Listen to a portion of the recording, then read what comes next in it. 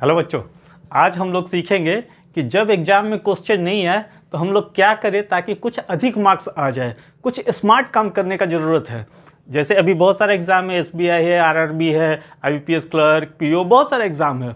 और हर एग्ज़ाम में ये इवन फिर आप एसएससी वगैरह का एग्ज़ाम देते हैं, रेलवे का एग्ज़ाम देते हैं, कोई भी एग्ज़ाम देते हैं, उन सब में जो एक महत्वपूर्ण काम आपको करना होता है कि कुछ स्मार्ट काम करना होता है। जब क्वेश्चन नहीं आए तो क्या करें, किस तरह से हम ऑप्शन को टिक करें ताकि हम बाकी बच्चों से थोड़ा बहुत अधिक नंबर ले आए।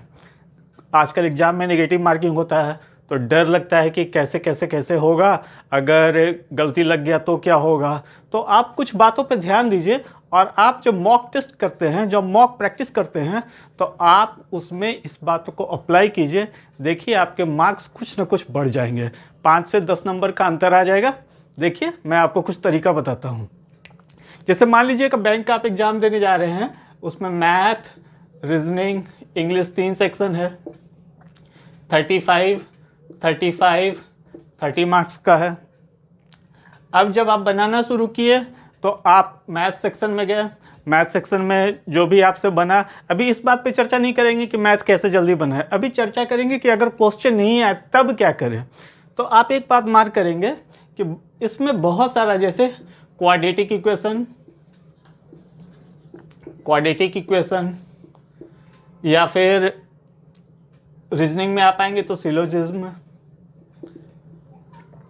इसमें सीरीज, फिर डीआई, इस तरह के बहुत सारे क्वेश्चन हैं जो 5-5 के लॉट में आएंगे। 5-5 क्वेश्चन एक साथ आएंगे।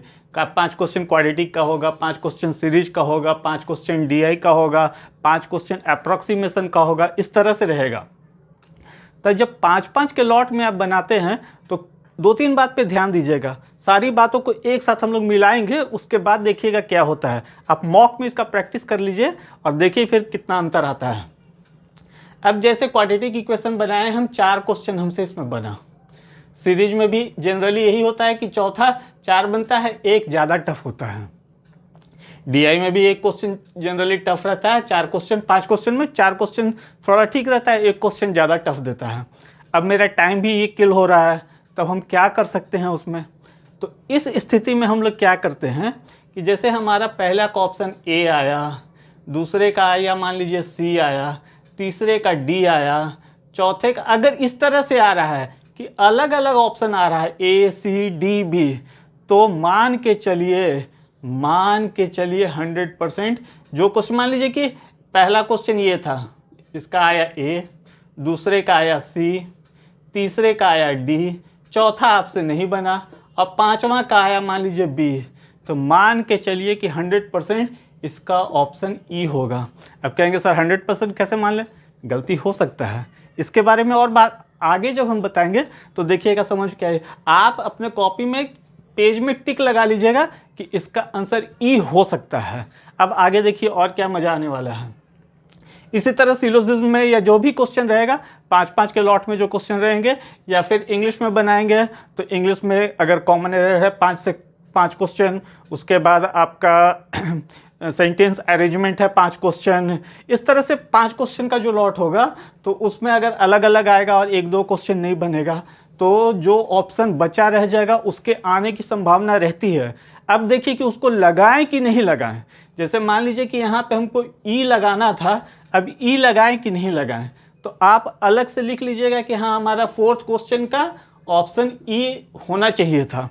अब देखिए क्या करिएगा, जैसे मान लीजिए कि मैथ में आप 25 क्वेश्चन बनाए, मैथ में, रीजनिंग में भी मान के चल रहे हैं अभी 25 क्वेश्चन बनाए, इंग्लिश में मान लीजिए 20 क्वेश्चन बना, ठीक है। इसमें ऑप्शन ए भी होगा, बी भी होगा, सी भी होगा, डी भी होगा और ई भी होगा, तीनों में। अब आपके पास जब समय रहेगा तो आप देखिएगा, जैसे यहाँ पे आपको ई टिक लगाना है, और ये ध्यान दीजिएगा कि अगर ई कम आया हुआ है या सी कम आया हो, जो जैसे 25 क्वेश्चन है और 5 ऑप्शन है, तो मान के चलिए कि 5-5 क्वेश्चन का 5 का क्वेश्चन का आंसर ए ऑप्शन आएगा, 5 का बी आएगा, 5 का सी होगा, 5 का डी होगा और 5 क्वेश्चन का आंसर ई होगा। ज़रूरी नहीं है, बट जनरली यही रहता है कि इसी तरह से डिस्ट्रीब्यूट किया रहता है। अब मान लीजिए आप जितना क्वेश्चन बनाया उसमें बी आया ही नहीं, या बी आया तो बी 1 आया, डी आया तो डी 2 आया। और अब जब हम यहाँ पे, अब हमारा यहाँ पे बना है 25 ही क्वेश्चन, जब बना है 10 क्वेश्चन बचा हुआ है, तो 10 क्वेश्चन में हम कौन सा आंसर टिक लगाएंगे? तो 10 क्वेश्चन में हमारा यहाँ पे बी अगर ज़्यादा लगाएंगे, 10 तो बी लगाएंगे, 10 क्वेश्चन का अगर बी लगा देते हैं आंसर, इसमें भी आपको और भी बात बताएंगे। 10 क्वेश्चन में अगर बी लगा देते हैं तो आपके निगेटिव मार्किंग में जाने की संभावना बिल्कुल भी नहीं है, कम से कम 3 तो सही हो ही जाएगा। 10 क्वेश्चन अगर बी लगाएंगे तो 3 सही हो जाएगा, 3 1 4 हो जाएगा ये। तो 10 क्वेश्चन, इस बात को अच्छी तरह से समझिए, क्योंकि इसको भी 5 होना चाहिए था, इसमें 1 ही आया है, तो कम से कम 4 तो ज़रूर जाएगा। तो आप देखिएगा मॉक करके, बहुत मज़ा आएगा। उसके बाद डी की भी संभावना बनेगी, तो बी लगाएं कि डी लगाएं, इसमें इस बात को आपको ध्यान रखना होगा कि कौन सा ऑप्शन, जैसे बहुत सारा क्वेश्चन ऐसा होगा जैसे इंग्लिश में कि आप फंसेंगे कि इसका ऑप्शन बी लगाएं कि इसका ऑप्शन डी लगाएं। तो इस तरह के क्वेश्चन में 50-50 के चांसेस में रहेगा। तब आपको इस समय सोचना होगा, नहीं सॉरी, मान लीजिए कि सी और डी में आपका है, तब आप कंफ्यूज हैं कि सी लगाएं कि डी लगाएं, सी लगाएं कि इसके क्वेश्चन को आपको एकदम बिल्कुल ही हल करना है जिसमें 50-50 चांस हो जो, तो उस क्वेश्चन को टिक लगाएंगे जिस क्वेश्चन जो ऑप्शन सबसे कम आया हुआ है, और अगर वो ऑप्शन आपके ये में है, गेस में है कि इसको लगाया जा सकता है, तो आप उस क्वेश्चन, मान लीजिए कि जैसे यहाँ पे बी और डी 50-50 बचा हुआ है, बी एक ऑप्शन और एक ऑप्शन ई बचा हुआ, तो अब हमारा एक ही बी सही हुआ था, तो निश्चित रूप से ये बी लगा देंगे आँख मूंद कर, 100% सही हो जाएगा। आप देखिएगा इसको प्रैक्टिस करके। तो मुख्य बात यह है कि जो क्वेश्चन, जिस क्वेश्चन में 50-50 की संभावना बनी हुई है, उस क्वेश्चन में आप ये तरीका अपनाएंगे कि कौन सा ऑप्शन सबसे कम आया है, उसको, वो ऑप्शन अगर हमारे गेस में आ रहा है तो उसको तो एकदम बिल्कुल ही लगाना है। और उसके बाद जब कुछ क्वेश्चन बच जाएगा तो फिर उसमें देखेंगे कि इसमें हम कौन सा लगा सकते हैं। इसी तरह से आप रीजनिंग में भी करेंगे, इंग्लिश में भी करेंगे। आप पहले मॉक करके उसका प्रैक्टिस कर लीजिए और देखिए कि आपका मार्क्स कभी भी निगेटिव में नहीं जाएगा। जैसे कि अगर 10 और 30 क्वेश्चन हमसे नहीं बन रहा है, तो 30 क्वेश्चन में अगर हम 10 क्वेश्चन सही कर दिए तो हमारा कितना क्वेश्चन गलती हुआ? 10 क्वेश्चन सही हो गए, 30 क्वेश्चन है हमारा, 10 क्वेश्चन सही हुआ तो 20 क्वेश्चन गलत हुआ। तो 20 क्वेश्चन जब गलत हुआ तो 4-4 नंबर के हिसाब से 5 नंबर का हमको नुकसान हो जाएगा। लेकिन 10 नंबर का जब फायदा हुआ और 5 नंबर का नुकसान हुआ, चूंकि 4 क्वेश्चन पे 1 नेगेटिव जाएगा तो 5 का नुकसान होगा, तो फिर भी तो हम 5 नंबर के गेन में रहेंगे। आप प्रैक्टिस कीजिए, देखिए आपका 5 से 10 नंबर निश्चित रूप से एग्जाम में बढ़ जाएगा।